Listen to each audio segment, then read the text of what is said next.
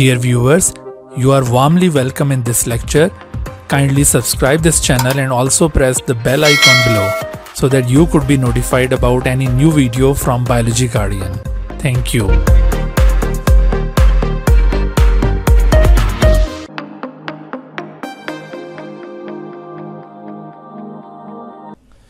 बिस्मिल्लाहिर्रहमानिर्रहीम। Chapter number 22 inheritance के सिलसिले का आज पहला लेक्चर हम स्टार्ट कर रहे हैं।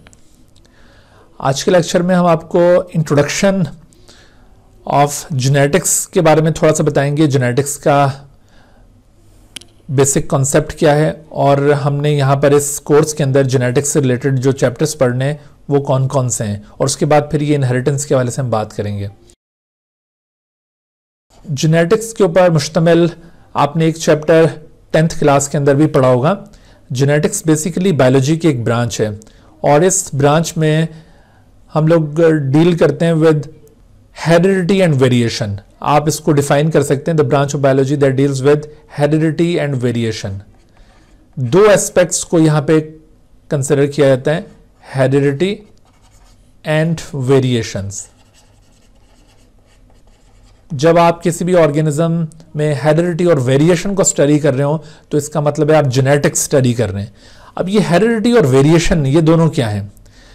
दरअसल आपने देखा होगा कि पेरेंट्स और ऑफस्प्रिंग्स के दरमियान, ऑफस्प्रिंग कहते हैं औलाद को, तो पेरेंट्स और उनके ऑफस्प्रिंग्स जो उनकी औलाद है, इनके दरमियान में आपको बहुत सारे करैक्टर्स ऐसे नजर आते हैं जो बिल्कुल एग्जैक्टली सेम होते हैं। जिस तरह से वो पेरेंट्स में मौजूद हैं उसी तरह से ऑफस्प्रिंग के अंदर भी वो मौजूद होंगे। यानी इनको आप सिमिलर करैक्टरिस्टिक्स कह सकते हैं, सिमिलर या आइडेंटिकल करैक्टरिस्टिक्स कह सकते हैं। तो ये सिमिलर करैक्टरिस्टिक्स, सिमिलैरिटीज जितनी भी होंगी पेरेंट्स और ऑफस्प्रिंग के दरमियान, इन सिमिलैरिटीज को दरअसल हेरिडिटी कहा जाता है। Term heredity is basically use for similarities या identical characters between parents and offspring. तो सिमिलैरिटीज ये इनफैक्ट हेरिडिटी है। लेकिन आप देखते हैं जो भी कोई सेक्सुअली रिप्रोड्यूसिंग स्पीशी है, जैसे कि ह्यूमन बीइंग, हमारे बॉडी में भी सेक्सुअल रिप्रोडक्शन होती है और सेक्सुअल रिप्रोडक्शन से हमारी अगली जनरेशंस पैदा होती हैं। तो जितनी भी सेक्सुअली रिप्रोड्यूसिंग स्पीशीज हैं उनमें कभी भी ऑफस्प्रिंग पेरेंट्स के साथ आइडेंटिकल नहीं होता, बिल्कुल 100% आइडेंटिकल कभी भी नहीं होता। हालांकि बहुत सारी कैरेक्टरिस्टिक्स पेरेंट्स के साथ वो शेयर कर रहा होता है, सिमिलैरिटीज उसने यहां से ली होती हैं, लेकिन there are certain differences which have been developed during the formation of next generation। तो ये डिफरेंसेस जो ऑफस्प्रिंग की पैदाइश के दौरान अपीयर हो जाते हैं, इन डिफरेंसेस को, इन डिससिमिलैरिटीज को दरअसल वेरिएशन कहा जाएगा। Differences between parents and offsprings, इन्हें क्या कहा जाएगा? वेरिएशन। तो आपने ये हेरिडिटी और वेरिएशन का कॉन्सेप्ट याद रखना है। हेरिडिटी दरअसल सिमिलर कैरेक्टरिस्टिक्स को कहा जाता है और वेरिएशन डिफरेंसेस को कहा जाता है। और ये जो भी चीज ऑफस्प्रिंग अपने पेरेंट्स से हासिल करता है, चाहे वो सिमिलर कैरेक्टर हो या कोई डिफरेंस हो, कोई भी चीज जो ऑफस्प्रिंग को पेरेंट्स से मिलेगी वो इनहेरिटेंस कहलाएगी। यानी टर्म इनहेरिटेंस ये इन दोनों के लिए यूज की जाती है। यानी इनहेरिटेंस की टर्म, इसमें ये दोनों टर्म्स इंक्लूड हो जाती हैं। इनहेरिटेंस का मतलब है whatever is transferred from parents to their young ones, parents to their offsprings, उन तमाम चीजों को इनहेरिटेंस कहा जाएगा। जैसे इनहेरिटेंस में हमें जायदाद वगैरह मिलती है, कोई बैंक बैलेंस मिलता है पेरेंट्स से, या कुछ इस तरह की चीजें मिलती हैं, वो भी इनहेरिटेंस कहलाएगा कि आपने इनहेरिट की वो चीजें। इसी तरह से हम जेनेटिक्स के पॉइंट ऑफ व्यू से अगर हम कैरेक्टरिस्टिक्स को देखें तो जो भी कैरेक्टरिस्टिक्स हमें अपने पेरेंट्स से मिली हैं, चाहे वो आइडेंटिकल कैरेक्टरिस्टिक्स हैं जैसे वो पेरेंट्स में थी वैसी की वैसी आ गई हैं, या फिर वो डिफरेंस बन गया कोई पैदाइश के वक्त, पेरेंट्स में वो कैरेक्टर उस तरह से नहीं था लेकिन ऑफस्प्रिंग के अंदर उससे थोड़ा सा डिफर कर गया कैरेक्टर।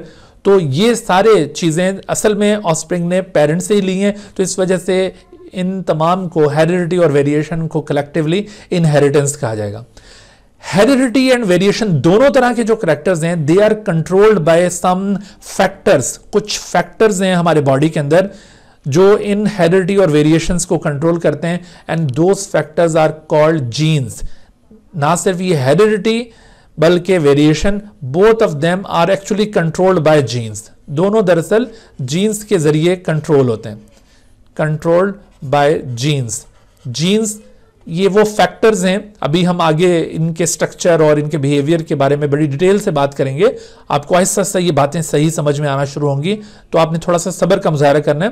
देखो जीन्स क्या होते हैं, दीज आर द यूनिट्स और factors that control heredity as well as variation. चाहे कोई डिफरेंस होगा वो भी जीन से कंट्रोल होगा, चाहे कोई सिमिलर करेक्टर है वो भी जीन से कंट्रोल होगा।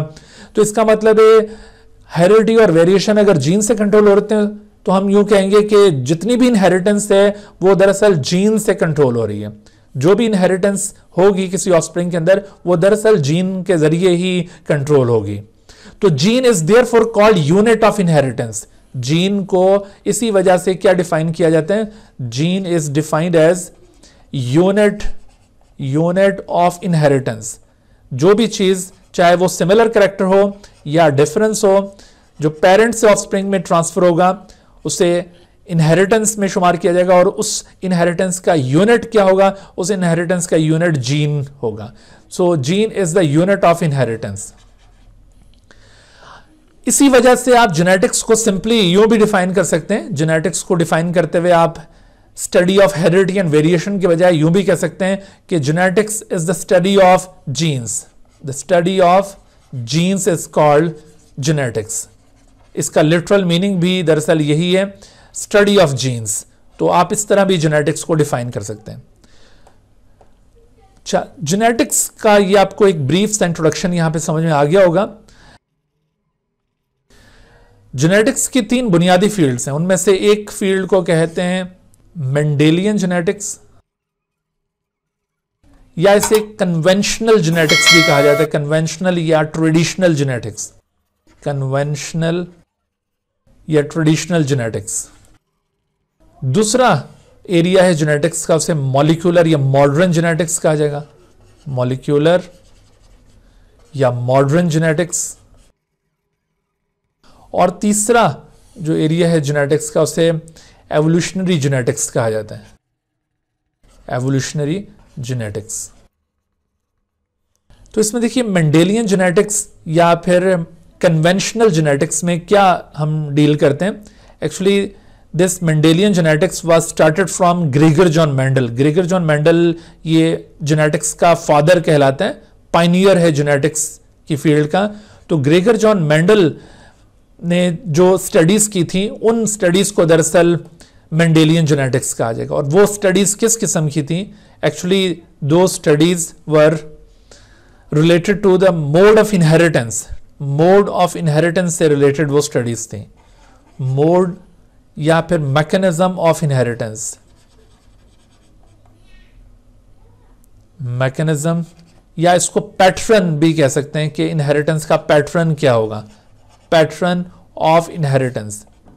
इससे मतलब यह है कि जब आप पेरेंट्स की तरफ देखें कि एक पेरेंट में सपोज करें कि आई कलर ब्लैक है और दूसरे पेरेंट का यानी फादर का अगर ब्लैक है और मदर का आई कलर ब्राउन है, तो अब सवाल ये पैदा होता है कि आई कलर में कौन सा कलर ऑफस्प्रिंग में इनहेरिट करेगा। फादर का ब्लैक कलर इनहेरिट करेगा या मदर का ब्राउन कलर इनहेरिट करेगा, या एक आंख के अंदर फादर वाला कलर होगा, दूसरी आंख में मदर वाला कलर होगा, या कोई तीसरा कलर अपीयर होगा। तो ये जो पैटर्न ऑफ इनहेरिटेंस होता है ना, कि पेरेंट्स के कैरेक्टर्स को आप ऑब्जर्व करते हैं कि वो किस पैटर्न पर आगे ऑफस्प्रिंग में इनहेरिट कर रहे हैं, उनमें से कौन से ट्रेट का, यानी ट्रेट का मतलब है फीचर, कौन से ट्रेट का, कौन से फीचर का कितना चांस है इनहेरिट करने का, और कौन से ट्रेट के इनहेरिट करने का कितना चांस है, और किस ट्रेट के इनहेरिट करने का कोई चांस नहीं है। तो ये जब आप इस तरह से पैटर्न्स ऑफ इनहेरिटेंस या प्रोबेबिलिटी ऑफ इनहेरिटेंस को डील करते हैं, so this branch of genetics is called Mendelian genetics.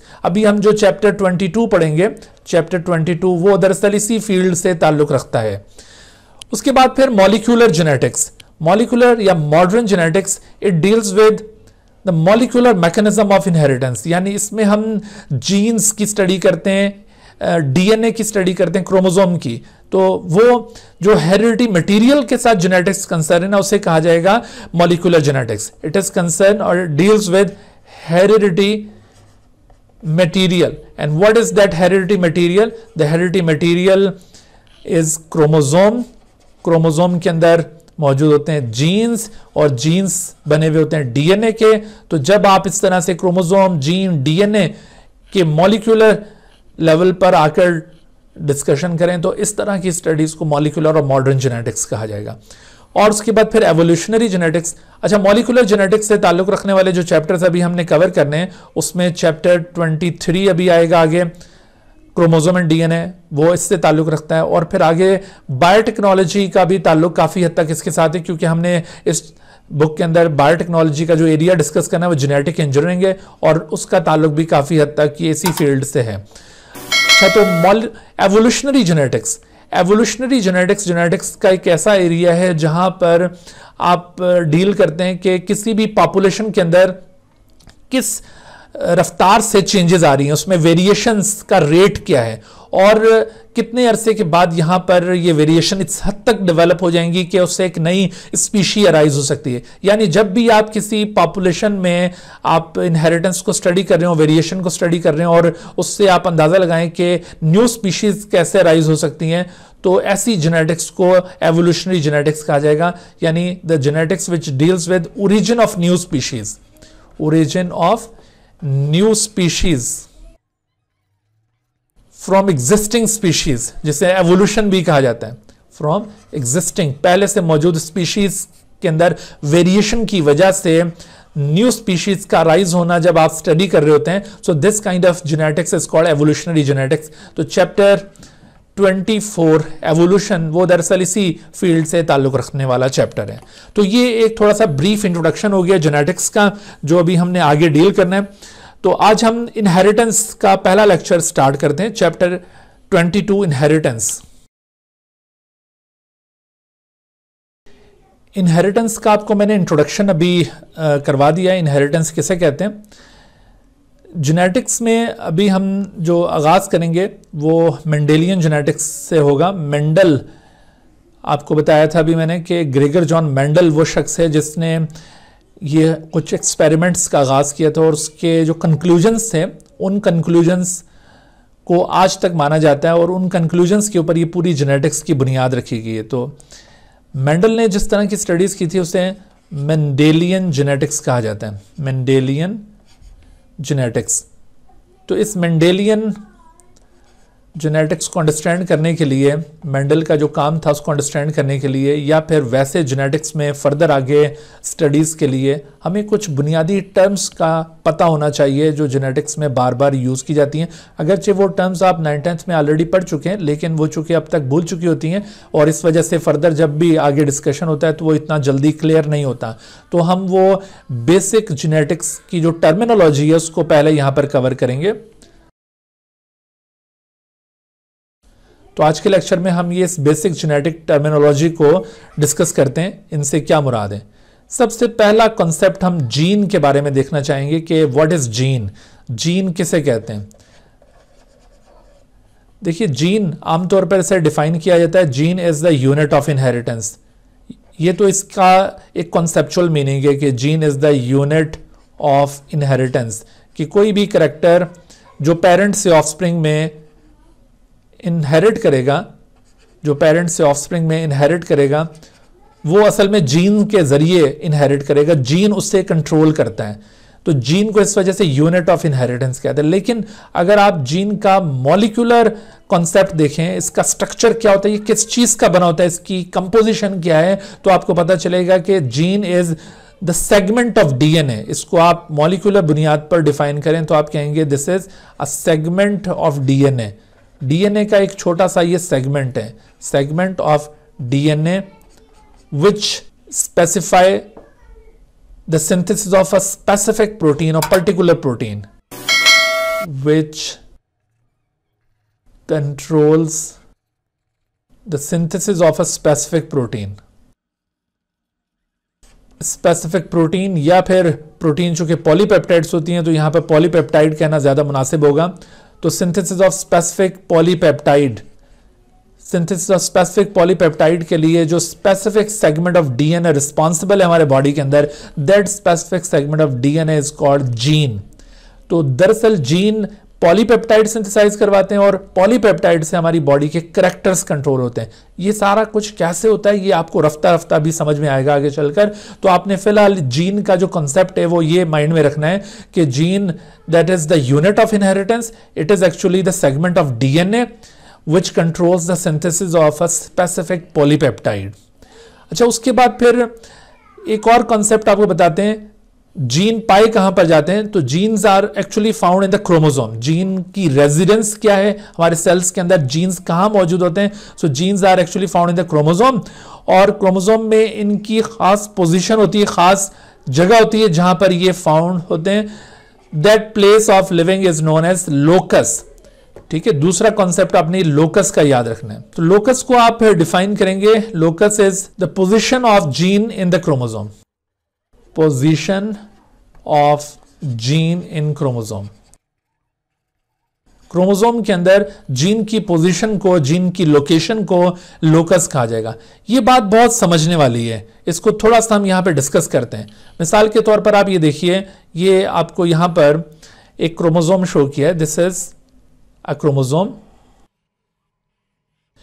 ये क्रोमोसोम की मैंने अनडुप्लीकेटेड फॉर्म शो की है। दरअसल एक क्रोमोसोम जब अपनी डुप्लीकेटेड फॉर्म में आता है, डुप्लीकेटेड का मतलब है कि जब डीएनए की रेप्लिकेशन कंप्लीट हो जाती है, अभी हम अगले चैप्टर में जब जाएंगे तो आपको समझ में आएगा कि डीएनए की रेप्लिकेशन कैसे होती है और फिर ये डुप्लीकेट कैसे होता है। तो जब भी क्रोमोसोम डुप्लीकेटेड स्टेट में आता है तो उस वक्त उसके 2 क्रोमेटिड्स होते हैं, अदरवाइज आपको उसके अंदर 1 क्रोमेटिड नजर आएगा। ठीक है, हमने ये क्रोमोसोम का डिटेल स्ट्रक्चर भी अभी अगले चैप्टर के अंदर पढ़ना है। तो फिलहाल आप ये याद रखिए कि ये क्रोमोसोम, ये इसका सेंट्रोमियर है, this is centromere of the chromosome, और जबकि ये इसका क्रोमेटिड है।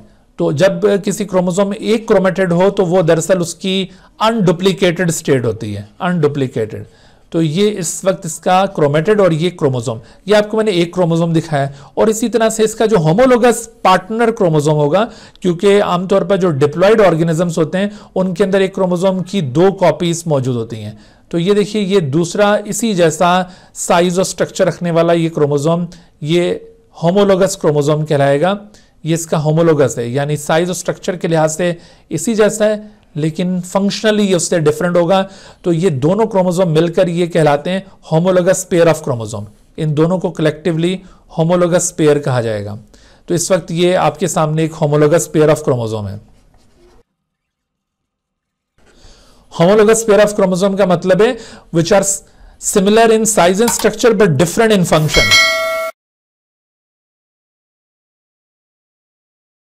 फंक्शन के लिहाज से डिफरेंट कैसे होंगे ये बात भी अभी क्लियर होती है आपको। तो ये होमोलोगस पेयर है। अब आप देखिए जीन यहां कहां होंगे। तो जीन ये दरअसल इस तरह से यहां पर मौजूद हैं, जैसे मैं आपको ये शो करता हूं। ये एक जीन का लोकस ये रहा, ये लोकस कहलाएगा। ये एक और जीन का लोकस आप देख रहे हैं, दिस इज अनदर लोकस। तो इस तरह से ये डिफरेंट जीन्स के लोसाए आपको along the length of chromosome नजर आएंगे। लोकस सिंगुलर वर्ड होता है और इसका प्लूरल है लोसाए। लोसाए वर्ड प्लूरल होगा, एक से ज्यादा लोकस के लिए लोसाए टर्म यूज की जाएगी। अच्छा, तो आप देखिए ये आपको जो मैंने लाइंस लगाकर दिखाएंगे ये दरअसल लोसाए हैं। तो मैं यहां पर ये इन लाइंस के ऊपर आपको ये अल्फाबेट्स की फॉर्म में जीन्स शो करके दिखाता हूं। मिसाल के तौर पर ये एक जीन यहां पर मौजूद है, ठीक है, ये दूसरा जीन ये इस जगह पर प्रेजेंट है। अभी आपने गौर से ये सुनते जाना मेरी बात, ठीक है, अभी आपने बीच में बोलना नहीं है, आपको आहिस्ता से ये बातें सारी क्लियर होती चली जाएंगी। ये आपको मैंने दूसरा एक और जीन यहाँ पे शो किया है, ये कोई तीसरा जीन यहाँ पे शो कर दिया है, ये कोई चौथा जीन है, और इसी तरह से आपको ये यहाँ पर सेंट्रोमेयर की दूसरी साइड पर ये एक और जीन शो कर रहे हैं। तो आप ये देख रहे हैं कि ये मुख्तलिफ कैरेक्टरिस्टिक्स के जीन्स हैं, ठीक है, ये जिनको हमने अल्फाबेट से शो किया है, these are genes of different characteristics. हर एक जीन एक स्पेसिफिक पॉलीपेप्टाइड को सिंथेसाइज करवाएगा और उस पॉलीपेप्टाइड से कोई कैरेक्टर डेवलप होगा। अभी आप परेशान होंगे कि पॉलीपेप्टाइड कैसे कैरेक्टर डेवलप करेगी, ये बातें अभी आगे के लिए छोड़ दें, आपको आहिस्ता आहिस्ता ये बातें खुलकर सामने आती जाएंगी। तो अभी आप फिलहाल ये फोकस करें कि जीन है जो कि एक यूनिट ऑफ इनहेरिटेंस है और वो एक स्पेसिफिक पॉलीपेप्टाइड को सिंथेसाइज करवाता है, और उसकी हम लोकस की बात करें, लोकस का मतलब है position of gene in the chromosome. तो ये आपको डिफरेंट लोसाई दिखाएं। यहां पर देखो समझने वाली बात जो थी ना, जो मैं आपको बताना चाह रहा था, वो ये था कि देखो ये जो होमोलोगस क्रोमोसोम है, इन दोनों के अंदर ये एक लोकस है, this is same locus, these two are actually the same locus, ये डिफरेंट लोसाई नहीं है, सेम लोकस है। वो क्यों? वो इस वजह से बेटे कि ये इस लोकस के ऊपर जिस ट्रेट का जीन है, जिस कैरेक्टरिस्टिक का जीन है, उसी कैरेक्टरिस्टिक का जीन इस जगह पर भी मौजूद है। तो इस वजह से होमोलोगस पेयर के अंदर एक लोकस सेम लोकस कहलाएगी, उसमें उस लोकस को दो लोसाई नहीं कहा जाएगा। लेकिन अगर आप ये इन दो को कंसिडर करें, जैसे ये बी और ये जहां पर सी लिखा हुआ है, जहां पर डिफरेंट अल्फाबेट्स हमने लिखे हैं, तो अगर आप इन दोनों लोसाई को कंसिडर करें तो ये डिफरेंट लोसाई, इनको आप डिफरेंट लोसाई कंसिडर करेंगे। ये बातें बहुत समझने वाली हैं, आगे बड़ा इनका रोल है अगले टॉपिक्स को अंडरस्टैंड करने के लिए, तो आपने इसको बहुत ध्यान से देखना है। तो इन दोनों को आप डिफरेंट लोसाई कहेंगे, जबकि ये दोनों सेम लोकस कंसिडर किए जाएंगे। इसका मतलब ये हुआ कि एक लोकस जो होता है ना, दो बार रिप्रेजेंट हो रहा होता है, यानी एक लोकस की रिप्रेजेंटेशन आपको एक क्रोमोसोम में भी नजर आएगी और उसके होमोलोगस पार्टनर क्रोमोसोम के अंदर भी वो लोकस नजर आएगी। और इसी तरह से ये दो मुख्तलिफ जो पोजीशंस होंगी, जहां पर दो मुख्तलिफ अल्फाबेट्स की फॉर्म में हमने जीन्स को शो किया हुआ है, ये दरअसल डिफरेंट लोसाई कहलाएंगे। ठीक है, तो आपने कभी भी ये इन दो को दो लोसाई कंसिडर नहीं करा। मिसाल के तौर पर जैसे मैं आपसे पूछता हूं कि भाई ये कैपिटल बी और स्मॉल बी ये जिस पोजीशन पर मौजूद हैं, क्या ये सेम लोकस है या डिफरेंट है? तो आपने कहना सेम लोकस। ये आपने कैपिटल स्मॉल केस की वजह से इनको डिफरेंट लोसाई नहीं कहना, ठीक है, ये सेम लोकस है। सिमिलरली ये स्मॉल सी और कैपिटल सी ये सेम लोकस है। ये capital C small c, capital B small B, इसका क्या चक्कर है ये भी आगे चलकर अभी आपको खोलकर बताएंगे। अभी आप फिलहाल इसके ऊपर फिक्रमंद ना हो। तो आप ये देखें कि ये स्मॉल सी कैपिटल सी ये एक लोकस है, स्मॉल डी ये एक लोकस है, ठीक है, फिर कैपिटल ई स्मॉल ई ये एक और इसी तरह से लोकस है। तो ये इस तरह एक लोकस दोनों क्रोमोसोम पर अपने आप को रिप्रेजेंट कर रहा होता है। लेकिन अगर आपसे कहा जाए कि भाई ये जो कैपिटल डी और स्मॉल ई है, क्या ये सेम लोकस है? No, they are present at different loci. ये सी और डी ये भी डिफरेंट लोसाई हैं। तो इस तरह से वर्टिकली आप देखें तो ये डिफरेंट लोसाई होंगे, हॉरिजॉन्टली ये सेम लोकस कहलाएगा। तो आई होप कि आपको लोकस का कॉन्सेप्ट क्लियर हो गया। अब उसके बाद हम नेक्स्ट टर्म की तरफ जाते हैं। नेक्स्ट टर्म है अलील। अलील का क्या कॉन्सेप्ट है? ये टर्म भी बार बार हमारे डिस्कशन में आने वाली है आगे, अलील। तो इसको बहुत ध्यान से अंडरस्टैंड करना है, ये बहुत ही कंफ्यूजिंग सी टर्म है। अलील को डिफाइन किया जाता है the partner of gene on the same locus. इसको आप दो तरह से डिफाइन करेंगे। एक तरफ आप कहेंगे partner of a gene on same locus, या फिर आप इसको डिफाइन कर सकते हैं alternative form of the gene on same locus. एक ही लोकस के ऊपर एक जीन की अल्टरनेटिव फॉर्म या फिर एक जीन का पार्टनर जीन उस लोकस के ऊपर, उसे अलील कहा जाएगा। मिसाल के तौर पर देखो बेटे, अभी मैंने कहा कि ये जैसे कैपिटल ए जहां पर मौजूद है, ये एक लोकस है, सेम लोकस। ये इस क्रोमोसोम के ऊपर भी है और इस क्रोमोसोम के ऊपर भी है। इस जगह पर और इस जगह पर आपको ये एक सेम लोकस नजर आ रही है ना। तो इस वक्त ये जो कैपिटल ए है, ये इस कैपिटल ए का पार्टनर है इस लोकस के ऊपर, या इस कैपिटल ए को आप इसका पार्टनर कहते हैं। तो ये दोनों एक दूसरे के पार्टनर्स हैं, या फिर इनको कहा जाएगा अल्टरनेटिव जीन, कि इधर कैपिटल ए है और इसका अल्टरनेटिव इधर भी कैपिटल ए ही है। लेकिन आप दूसरे लोकस के ऊपर देखिए, यहां पर कैपिटल बी है और इसका अल्टरनेटिव इसी लोकस के ऊपर स्मॉल बी है। ये अल्टरनेटिव सेम भी हो सकता है और ये डिफरेंट भी हो सकता है, ये बात ध्यान में रहे। जैसे सेम होगा तो सेम लेटर से हम शो करेंगे, और अगर वो कंट्रास्टिंग होगा, डिफरेंट होगा, तो उसको हम उसी लेटर की स्मॉल केस से शो करेंगे। जैसे कैपिटल बी है तो इधर स्मॉल बी, फिर इस तरह स्मॉल सी है तो ये कैपिटल सी। तो यहां पर भी देखो, ये स्मॉल सी इसका अल्टरनेटिव है, कैपिटल सी इसका अल्टरनेटिव है। इधर कैपिटल बी स्मॉल बी का अल्टरनेटिव है और स्मॉल बी कैपिटल बी का अल्टरनेटिव है। तो आप अल्टरनेटिव जीन को क्या कहेंगे? अलील। यानी आप ये यूं कह सकते हैं कि capital B is the allele of small b and small b is the allele of capital B. फिर इसी तरह से small c is the allele of capital C and capital C is the allele of small c. Capital E is the allele of small e और small e is the allele of capital E. तो ये एक दूसरे के alleles लगते हैं। समझ आई बात? देखो आपसे अगर मैं पूछता हूं कि अलील और जीन में क्या फर्क है, अलील और जीन में अगर आपसे डिफरेंस पूछा जाए तो बहुत सारे बच्चे जो है ना वो मुख्तलिफ बातें करना शुरू कर देते हैं कि जीन ये होता है तो अलील ये होता है। बेटा याद रखो, ये बात बहुत अच्छी तरह जहन में बिठा लो कि जीन और अलील में बुनियादी तौर पे कोई फ़र्क नहीं है। ठीक है, मैं क्या बता रहा हूं आपको कि जीन और अलील में बुनियादी तौर पे कोई फ़र्क नहीं। वो कैसे? वो इस तरह से देखो कि ये जो कैपिटल ई है ना, सपोज करो ये कैपिटल ई की हम बात करते हैं, मिसाल के तौर पर ये मैं इधर नोट डाउन करवाता हूं कि कैपिटल ई, ये सपोज करो कि हमारे बॉडी में हमारी ईयर का एक करैक्टर होता है, ईयर लोब, ईयर के नीचे आपको एक लोब सी लटकती नजर आती है। तो बाज के अंदर ये ईयर लोब फ्री होती है और बाज में ये अटैच होती है। सपोज करें कि ये capital E free ear lobe का जीन है। ठीक है, फ्री ईयर लोब का ये जीन है, इससे फ्री ईयर लोब कंट्रोल हो रही है। और दूसरी तरफ ये जो स्मॉल ई, इसकी अल्टरनेटिव फॉर्म है, ये अटैच्ड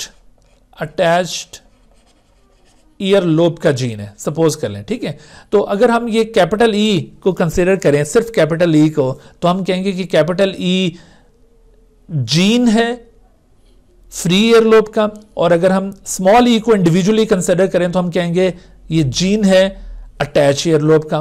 दोनों ही हमने क्या इनको कंसीडर किया? जीन कंसीडर किया। कैपिटल ई भी हमने जीन कंसीडर किया और स्मॉल ई भी जीन कंसीडर किया, दोनों को हमने जीन कॉल किया। लेकिन देखो इस लोकस के ऊपर, ये वाली जो लोकस ईयर लोब की लोकस, इस लोकस के ऊपर कैपिटल ई इस वक्त स्मॉल ई का अलील है और स्मॉल ई कैपिटल ई का अलील है। इसका मतलब है ये दोनों अपने अपने तौर पर जीन भी थे और दोनों एक दूसरे के अलील्स भी हैं। अलील असल में एक रिलेशनशिप का नाम है, यानी जब आप एक लोकस के दो पार्टनर जीन्स को आपस में रिलेट करेंगे तो तब आप उनको अलील्स कहेंगे कि ये दोनों एक दूसरे के अलील्स हैं। और जब आप उनको इंडिविजुअली कंसिडर करेंगे तो वो चीज क्या कहलाएगी? वो जीन कहलाएगी। तो आप देख रहे हैं कि मैं आपसे पूछूं भाई बताओ कैपिटल ई जीन है या अलील है, तो आप कहेंगे भाई ये जीन भी है और ये अलील भी है। यानी जीन ये किसी करैक्टर का है और अलील अपने पार्टनर जीन का है। इसका जो पार्टनर जीन इस लोकस में मौजूद होगा उसका ये अलील होगा। अब मेरी बात समझ में आई आपको? तो जीन और अलील में बुनियादी तौर पर कोई फर्क नहीं होता। जिस चीज को हम जीन कह रहे हैं वही चीज अलील भी होगी। अलील दरअसल एक रिलेशनशिप है उसके पार्टनर जीन के साथ, जो कि उसी लोकस के ऊपर उसके साथ मौजूद है, उसके दूसरे होमोलोगस क्रोमोसोम पर। ठीक है, तो आई होप कि आपको जीन, लोकस और अलील का जो बुनियादी कॉन्सेप्ट है वो क्लियर हो गया। ठीक होगी बात? एक और टर्म यहां पर इंट्रोड्यूस करवाते हैं, वो टर्म है जीनोटाइप। जीनोटाइप, जीनोटाइप क्या होता है? Genotype is the genetic makeup of a trait. Genetic makeup of a trait, किसी भी ट्रेट, किसी भी कैरेक्टरिस्टिक का जेनेटिक मेकअप जीनोटाइप कहलाएगा। जेनेटिक मेकअप या इसको जीनिक कॉन्स्टिट्यूशन भी कहा जाता है। Genic constitution of a trait, किसी भी ट्रेट का जीनिक कॉन्स्टिट्यूशन, यानी उसके कौन से जीन्स का कॉम्बिनेशन है उसकी बॉडी के अंदर जो उसको कंट्रोल कर उसके ट्रेट को। मिसाल के तौर पर जैसे यहां पर आपको मैंने ये ईयर लोब का जो लोकस दिखाया ना, लोकस ऑफ ईयर लोब, इसको हम यहां पे एग्जांपल के तौर पर लेते हैं। This is the locus of ear lobe, locus of ear lobe. तो आप देख रहे हैं इस लोकस के ऊपर आपको एक क्रोमोसोम में फ्री ईयर लोब का जीन नजर आ रहा है और दूसरे क्रोमोसोम में अटैच ईयर लोब का जीन नजर आ रहा है। लेकिन सवाल ये पैदा होता है कि जिस शख्स के अंदर ये आपको लोकस इस तरह से नजर आ रहा है वहां पर ईयर लोब क्या होगा? तो जब हम उस शख्स का ईयर लोब देखते हैं तो हमें पता चलता है कि उस शख्स का ईयर लोब है फ्री। उसका ईयर लोब क्या है? फ्री। वो फ्री ईयर लोब रखता है। तो इस फ्री ईयर लोब के लिए उसके पास जो जीनिक कॉम्बिनेशन यहां पे मौजूद है, जेनेटिक मेकअप मौजूद है, वो जेनेटिक मेकअप क्या है? वो जेनेटिक मेकअप उसके पास कैपिटल ई और स्मॉल ई है। समझ आई बात? हालांकि इसके पास ये देखो फ्री के साथ साथ अटैच ईयर लोब का जीन भी मौजूद है, लेकिन एक्सप्रेशन यहां पर सिर्फ फ्री वाले की हो रही है और उसकी एक्सप्रेशन की वजह से उस शख्स की ईयर लोब फ्री आपको मिलेगी। तो इस वक्त इस फ्री ईयर लोब के लिए जो जेनेटिक मेकअप इसकी बॉडी में मौजूद है वो कैपिटल ई स्मॉल ई है और इस जेनेटिक मेकअप को आप जीनोटाइप कहेंगे। यानी इस वक्त इस शख्स में फ्री ईयर लोब के लिए जो जीनोटाइप मौजूद है वो कैपिटल ई स्मॉल ई है। बिल्कुल इसी तरह से हो सकता है कि किसी और शख्स में, इसी पॉपुलेशन का कोई और शख्स आप उठा के देखें तो उसमें इसी लोकस के ऊपर, ये जो लोकस ऑफ ईयर लोब होगा उसके ऊपर मुमकिन है कि कैपिटल ई के साथ कैपिटल ई ही मौजूद हो। इस तरह का मेकअप बनाओ कि इसी लोकस के ऊपर दोनों अलील सेम हो, इस तरह से कैपिटल ई के साथ कैपिटल ई मौजूद हो, तो ऐसी सूरत में भी फ्री ईयर लोब ही डेवलप होगी। यानी फ्री ईयर लोब की एक्सप्रेशन ना सिर्फ इस जेनेटिक मेकअप से पॉसिबल है बल्कि इस जेनेटिक मेकअप से भी पॉसिबल है। यानी ये दोनों जेनेटिक मेकअप्स दरअसल इस फ्री ईयर लोब को कंट्रोल करने के लिए। तो इन जेनेटिक मेकअप्स को जीनोटाइप्स कहा जाएगा। फ्री ईयर लोब का एक जीनोटाइप ऐसा हो सकता है और किसी दूसरे शख्स में एक जीनोटाइप ऐसा हो सकता है। और आप देखिए कि हो सकता है किसी तीसरे शख्स में, इसी पॉपुलेशन के किसी तीसरे शख्स में अगर आप इस लोकस के ऊपर देखें तो यहां पर आपको ये कॉम्बिनेशन इस तरह से नजर आए, स्मॉल ई। तो अगर ये स्मॉल ई होगा तो उस शख्स का ईयर लोब लाजमी तौर पर फिर अटैच्ड होगा, अटैच ईयर लोब होगा। ठीक है, तो इस तरह से आप देखिए कि इस अटैच ईयर लोब के लिए ये जीनोटाइप है। आपको फर्क समझ में आ रहा है कि जीन एक सिंगल यूनिट होता है लेकिन जीनोटाइप ये पेयर ऑफ जीन्स से मिलकर बनता है। जीनोटाइप पेयर ऑफ जीन से या पेयर ऑफ अलील से मिलकर बनता है। तो जीनोटाइप किसी भी ट्रेट का जेनेटिक मेकअप है। जीन उस ट्रेट को कंट्रोल करने के लिए यूनिट है लेकिन ये यूनिट अकेला नहीं होता। आमतौर पर ये यूनिट हमेशा इस तरह पेयर की फॉर्म में होता है और ये जो पेयर ऑफ जीन या पेयर ऑफ अलील ये मिलकर क्या बनाते हैं, जीनोटाइप। तो आई होप कि आपको ये जो जीनोटाइप की टर्म है ये वाज़ेह होगी। Genotype is the genetic makeup of a trait या इसको genic constitution of the trait भी कहा जाता है। This is also known as genic constitution of the trait. तो आपने अभी नोट किया कि फ्री ईयर लोब के लिए एक जीनोटाइप ये है, एक जीनोटाइप ये, एक जीनोटाइप ये। अच्छा, अब देखो जीनोटाइप की दो पॉसिबिलिटीज हैं। जीनोटाइप्स दो किस्म की हो सकती हैं, होमोजाइगस और दूसरे जीनोटाइप को कहते हैं हेट्रोजाइगस। अब इन दोनों में क्या फर्क है? ये दोनों जीनोटाइप की दो अकसाम है, होमोजाइगस जीनोटाइप और हेट्रोजाइगस जीनोटाइप। ये दोनों जीनोटाइप्स की अकसाम है।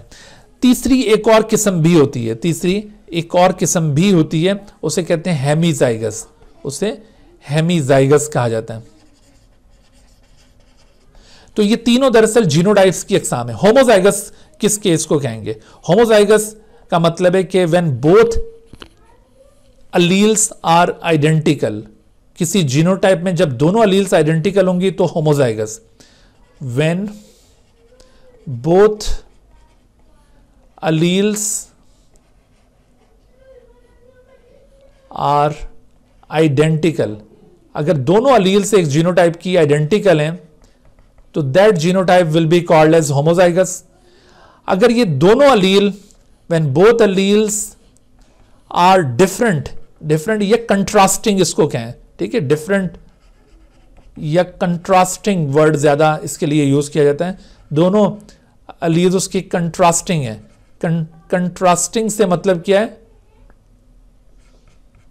कंट्रास्टिंग से मतलब यह है, जैसे आपको यहां पर नजर आ रहा है ये कैपिटल ई और स्मॉल ई कंट्रास्टिंग है एक दूसरे के, ठीक है, ये दोनों डिफरेंट अलील, तो इस वजह से ये जीनोटाइप हेट्रोजाइगस बन गया। कैपिटल सी स्मॉल सी ये भी कंट्रास्टिंग है तो ये भी हेट्रोजाइगस बन गया। इसी तरह से कैपिटल बी स्मॉल बी ये भी हेट्रोजाइगस जीनोटाइप बन गया। तो अब आपको हेट्रोजाइगस जीनोटाइप का समझ में आया। और होमोजाइगस क्या होगा? When both alleles are identical, जैसे ये होमोजाइगस है, स्मॉल डी होमोजाइगस है, या स्मॉल ई होमोजाइगस है। Is that clear? तो इस तरह से आपने ये होमोजाइगस और हेट्रोजाइगस जीनोटाइप में डिफरेंशिएट करना है। और तीसरा आपको मैंने केस बताया हेमीजाइगस। कुछ केसेस में ऐसा होता है, कुछ केसेस में, ये भी आगे चलकर ये केसेस आएंगे, उसमें ऐसा होगा कि ये जो जीनोटाइप है ना ये पूरे पेयर पर मुश्तमिल ही नहीं होगा। यानी उसमें ऐसा होगा कि जीनोटाइप में सिर्फ एक ही जीन होगा। वैसे अमूमन जीनोटाइप में दो जीन्स होंगे जो कि एक दूसरे की अलील्स होंगे एक्चुअली, ठीक है ना, दो पार्टनर जीन्स मिलकर एक जीनोटाइप को कॉन्स्टिट्यूट करते हैं। इन जनरल ऐसा ही होता है, लेकिन देयर आर सर्टेन केसेस, अभी आगे चलकर आपको नजर आएगा, सेक्स लिंक ट्रेट्स हम पढ़ेंगे आगे, उसके अंदर आपको नजर आएगा कि वहां पर आपको जीनोटाइप के अंदर सिर्फ एक ही जीन मिलेगा, दूसरा उसका पार्टनर होगा ही नहीं।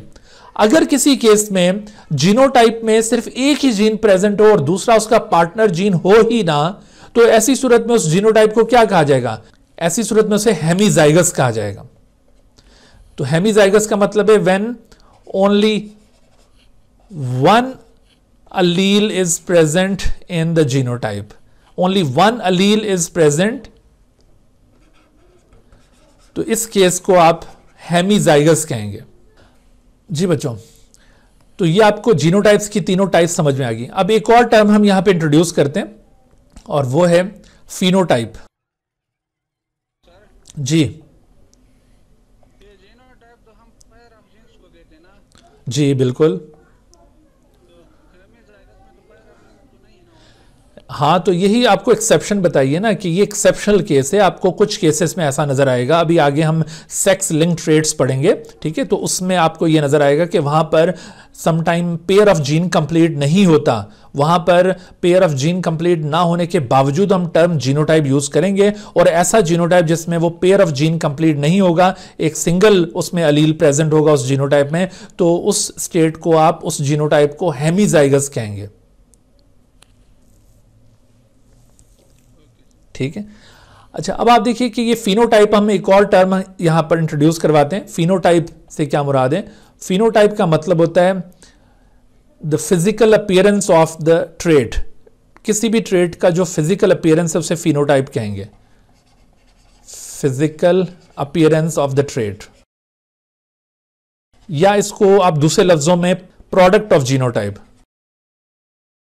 यानी जब जीनोटाइप एक्सप्रेस करता है तो उस जीनोटाइप की एक्सप्रेशन से जो प्रोडक्ट अपीयर होती है, that product is actually phenotype.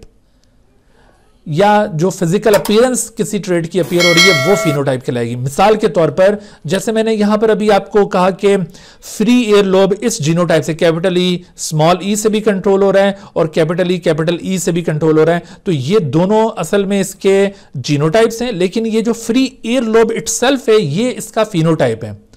तो फ्री एयर लोब ये इस जीनोटाइप की एक्सप्रेशन है जो आपको बॉडी पे नजर आ रही है। ठीक है, तो ये फ्री एयर लोब क्या कहलाएगी? फिनोटाइप, जबकि इसका ये जीनोटाइप। इसी तरह से small e is the genotype और इसकी प्रोडक्ट क्या है, इसकी फिजिकल एक्सप्रेशन क्या है? Attach air lobe. So attach air lobe is the phenotype. तो फिनोटाइप आपकी फिजिकल कैरेक्टरिस्टिक्स होती हैं जो बॉडी पे नजर आ रही होती हैं, और उनके बिहाइंड जो जेनेटिक मेकअप होता है वो दरअसल उनका जीनोटाइप कहलाता है। ठीक है, तो फिनोटाइप भी आपको क्लियर हो गया।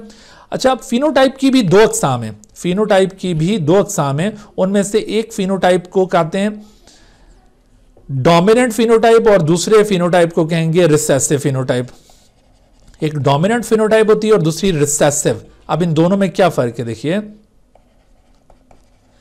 डोमिनेंट फिनोटाइप वो फिनोटाइप होगा जो होमोजाइगस स्टेट में तो एक्सप्रेस करेगा ही करेगा, लेकिन हेट्रोजाइगस स्टेट में भी एक्सप्रेस करेगा। ठीक है, the phenotype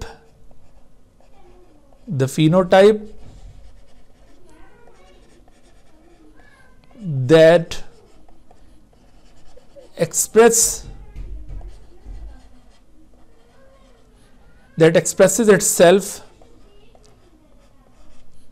in both homozygous and heterozygous state, in both homozygous state में भी वो एक्सप्रेस करेगा, होमोजाइगस एंड हेट्रोजाइगस स्टेट इसमें भी वो एक्सप्रेस करेगा, उसे कहा जाएगा डोमिनेंट।